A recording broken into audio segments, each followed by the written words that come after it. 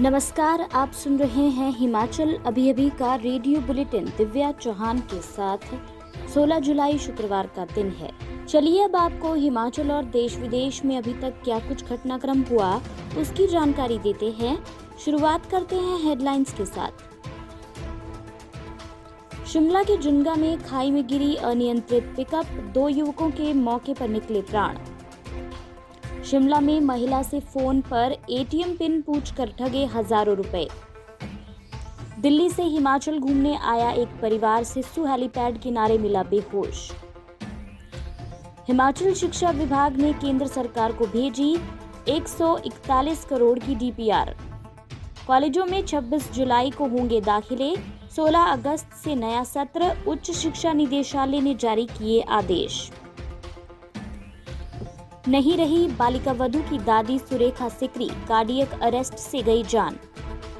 मुंबई में भारी बारिश से कई इलाके और सड़कें तालाब में तब्दील, ट्रेनें थमी। अब विस्तार से चर्चा करते हैं इन खबरों पर। आप जानते हैं कि कोरोना की लहर देश में कमजोर पड़ने लगी है। संक्रमितों के आंकड़ों में कमी आई है, लेकिन हमें अभी भी एहतियात बरतने की जरूरत है। इसलिए लापरवाही बिल्कुल न बरतें। 3 मंत्र जरूर याद रखें। मास्क पहनें, सोशल डिस्टेंसिंग के लिए उचित दूरी बनाए रखें, हाथ व मुंह साफ करते रहें। कोरोना से बचाव के लिए अपनी बारी आने पर कोरोना का टीका जरूर लगवाएं और जो लोग पहला टीका लगवा चुके हैं वो समय आने पर दूसरा टीका जरूर लगवाएं। आपके स्वास्थ्य का प्रहरी श्री बालाजी हॉस्पिटल, कांगड़ा, हिमाचल। हिमाचल में हादसे थमने का नाम नहीं ले रहे हैं। राजधानी शिमला से सटे जुन्गा में एक पिकअप अनियंत्रित होकर गहरी खाई में जा गिरी। इस हादसे में पिकअप में सवार 2 युवकों की मौके पर मौत हो गई, जबकि एक गंभीर रूप से घायल है। घायल को आईजीएमसी शिमला में भर्ती करवाया गया है, जबकि मृतकों के शवों का पोस्टमार्टम करवाकर उनके परिजनों को सौंप दिया गया है। देर रात सतलाई जुन्गा सड़क पर चिखड़ नामक स्थान पर एक पिकअप खाई में गिर गई। इस हादसे में पिकअप के परखच्चे उड़ गए। हादसे में जुन्गा के कनोग निवासी जियालाल और कोटी निवासी शुभम शर्मा की मौत हो गई, जबकि कोटी का रहने वाला ऋषभ घायल हुआ है। एसपी मोहित चावला ने हादसे की पुष्टि करते हुए कहा कि ढली थाना में मामला दर्ज कर दुर्घटना के कारणों की जांच की जा रही है। शिमला के क्लेस्टन में रहने वाली एक महिला को साइबर ठगों ने अपना शिकार बनाया। ठगी का शिकार करते हुए महिला ने इस संबंध में थाने में शिकायत भी दर्ज करवा दी है। दूसरी तरफ से बात कर रहे व्यक्ति ने खुद को बैंक अधिकारी बताते हुए एटीएम कार्ड की डिटेल मांगी। बिना सोचे समझे महिला ने फोन पर एटीएम की जानकारी दे दी। कुछ देर बाद महिला को मैसेज पर खाते से 49,000 रुपए निकाले जाने की जानकारी मिली। फोन पर मैसेज देखकर महिला के होश उड़ गए। महिला ने इस संबंध में सदर थाना शिमला में शिकायत दर्ज करवाई है। पुलिस मामले की जांच कर रही है। एसपी मोहित चावला ने मामले की पुष्टि की है।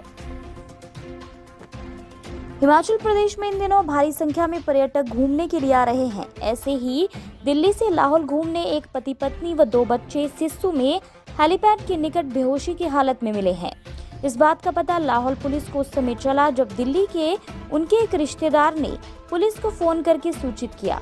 इसके बाद पुलिस ने तुरंत एक्शन लेते हुए परिवार को तलाश किया और केलंग अस्पताल में प्रारंभिक उपचार के बाद चारों को कुल्लू रेफर किया गया है। बताया जा रहा है कि परिवार की एक बेटी होश में थी।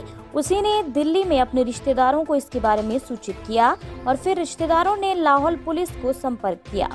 अभी तक इस बात का पता नहीं चल पाया है कि ये परिवार बेहोश कैसे हुआ। केलंग अस्पताल के डॉक्टर ने संदिग्ध पदार्थ खा लेने से परिवार के बेसुध होने की आशंका जताई है। उनका कहना था कि खून की जांच के बाद ही असली कारण स्पष्ट हो पाएगा। अन्य समाचार सुनिए ब्रेक के बाद।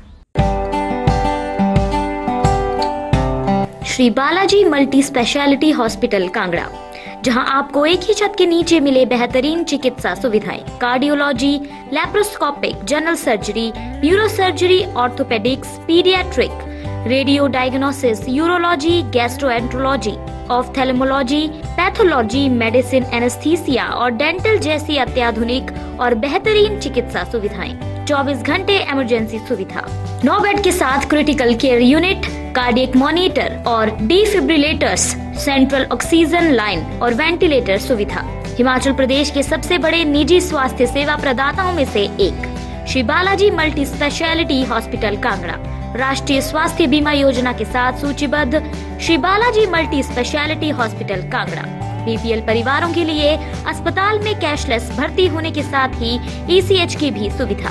हमारा पता Shri Balaji multi speciality hospital, Balaji Vihar, Ujjain, Kangra. संपर्क करें 9218411108 पर। Shri Balaji multi speciality hospital Kangra.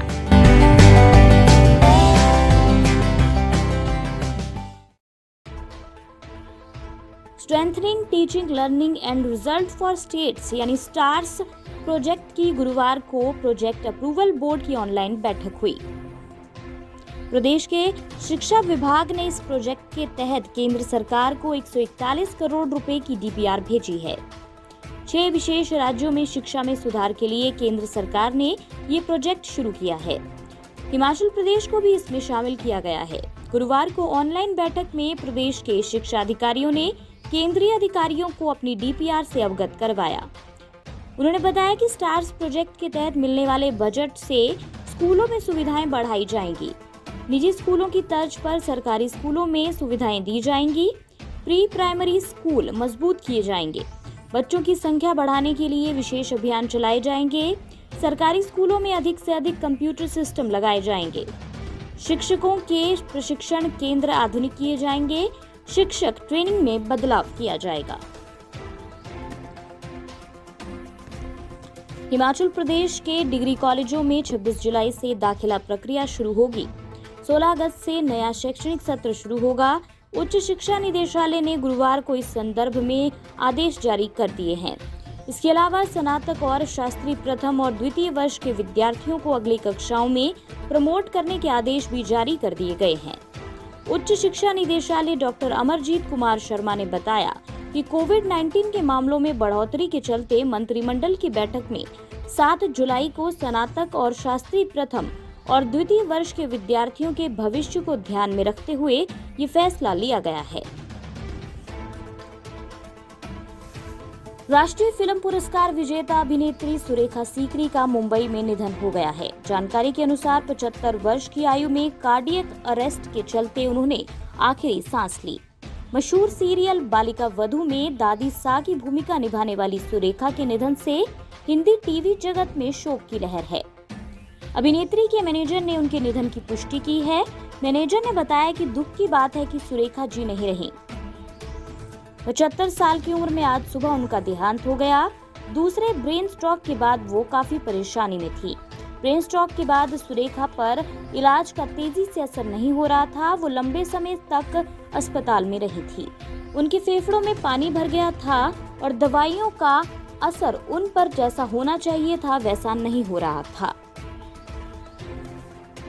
Maharashtra की राजधानी मुंबई के कई इलाकों में तेज बारिश जारी है। मौसम विभाग ने शहर में अगले 24 घंटों के लिए अलग अलग स्थानों पर मध्यम से भारी बारिश की चेतावनी दी है।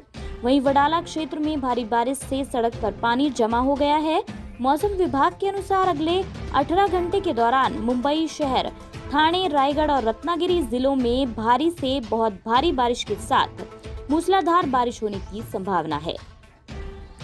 इस बीच भारी बारिश के कारण बसों के रूट बदल दिए गए हैं और पानी में पटरियों के डूबने से लोकल ट्रेनों की आवाजाही रोक दी गई है। जगह जगह सड़क और गली तालाब में तब्दील हो गए हैं।